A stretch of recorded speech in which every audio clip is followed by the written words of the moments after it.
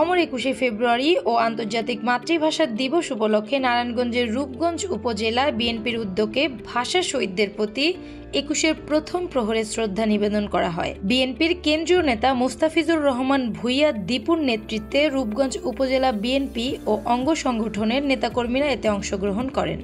ভাষা শহীদদের স্মরণ করে দেশাত্মবোধক গান গেয়ে ভাবগম্ভীর পরিবেশে বিপুল সংখ্যক নেতাকর্মী ধীর পায়ে হেঁটে হেঁটে গিয়ে নারায়ণগঞ্জ শহীদ মিনারে পুষ্পস্তবক অর্পণ করেন।